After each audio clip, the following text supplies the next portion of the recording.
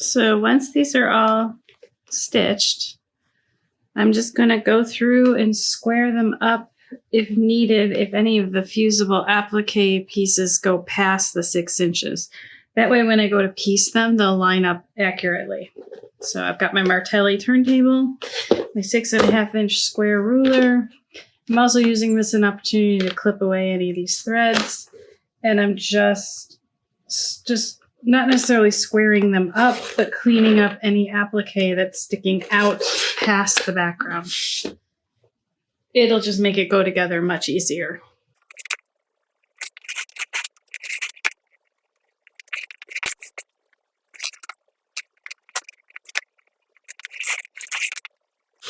So I will just finish all of these and we'll be back to sew it together. So I have all of the blocks sewn for the outer border. And there's a lot of applique meeting at each of these seams. I had 2 choices when I designed this. I could have designed the templates to go right up to the seam allowance, but then it may or may not match. I opted to have it go into the seam allowance, which then causes a bulky seam. Instead of trying to trim the excess away and ending up with a really short bulky spot, I'm going to press all of my seams open. And I will have to do that for the whole quilt, but in the end, this looks so much cleaner without having to have stitching on the edges. So you use a strip stick. I have these on our website. This is the short one. We also have an 18-inch one.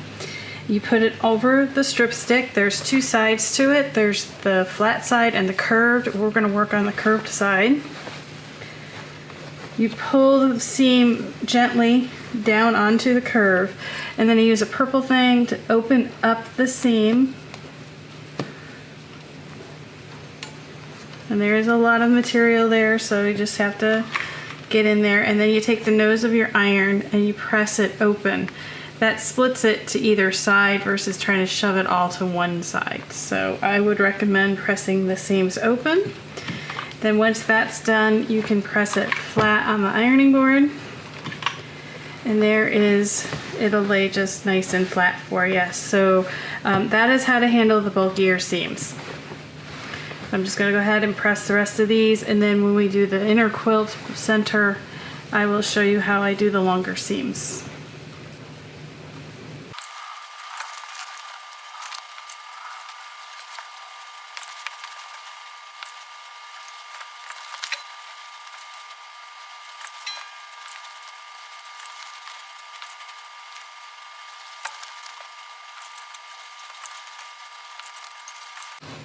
Okay, so they're all pressed open, and then I go on the front and give it one more good press so they all lay nice and flat. So that is how we'll handle all of the seams, including when we sew the blocks together, and I will be back to show you that. Alright, so once you pieced all your pieced borders, we need to sew the solid borders together. And how we do that is we say in the directions to sew them end to end with a diagonal seam. And to do that, you take one strip and lay it horizontal, one strip lay it vertical, aligning the edges, and you're going to sew a diagonal line from the upper left to the lower right so that this will flip out and give you a diagonal seam. This makes it easier for your eye to skip over the seam, and it blends in better. So that's why we recommend doing it that way. So this is what it looks like when you trim the excess away and you just press it open.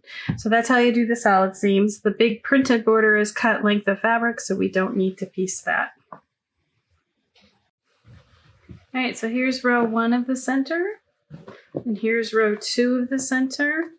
And I'm going to repeat what I did for the borders and press all the seams open so that I don't have bulk here. And then once the center is done, we can start adding the borders. I would recommend piecing row 1, piecing row 2, so 2 to 1, piece row 3, so 3 to 2, and build it that way versus trying to like mass produce the rows, it's like this is one block, this is one block. It's not a block pattern, it's more of a braid pattern. So I would do them one row at a time and then sew the row to the center. So we'll be back when this is all done. So we've got all the blocks put together for the center of the Midas Touch Quilt. Next up, we're going to work on the borders, but I just wanted to show you what it looks like before we add those. And then just to show you the back side, we've pressed all the seams open to help with the bulk caused by the applique. You could go through and trim out the excess bulk, but by pressing the seams open, I think we'll be fine when we go to quilt it. So that preference is yours, but there it is. This is the center of the quilt. Next up, borders. All right, so now we have the center done. We need to put the borders on, so I'm going to show you how I do my borders. It's a quick and dirty way of doing it. I don't measure the quilt with a tape measure or anything, but I do pin them so I don't get a rippled border. And how I start is at the end. I align the two pieces, pin, and I pin every 4 to 6 inches. I don't pull anything, but I do make sure it's all laying flat, top and bottom. Pull this back down.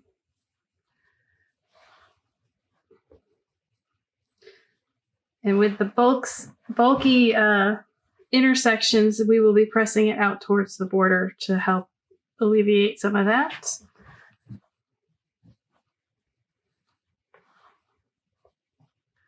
And then when I get to the end, I flip up the end and crease it to make sure that it is aligned and squared off. Then I just take my scissors and cut. And that's how I add my borders.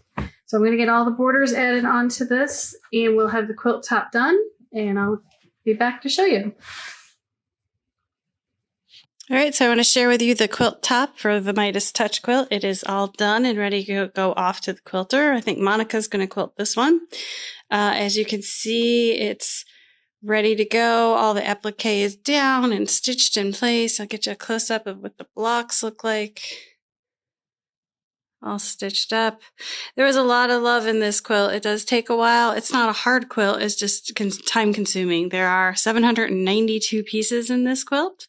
The collection is Rejoice from Benartex. It is just a beautiful metallic gold print. You can see here we use in the border. It's by Greta Lynn. And we will show you when it's all done from the quilter. We'll do a quick video to share with all of you. So if you have any questions or comments, leave them below, or like and subscribe if you're on YouTube. And thank you for watching. I hope you've enjoyed this video, and if you have, make sure you like and subscribe below. You can find the Whimsical Workshop on our website, thewhimsicalworkshop.com, and that has all links to all of our other social media platforms. Thanks for joining us.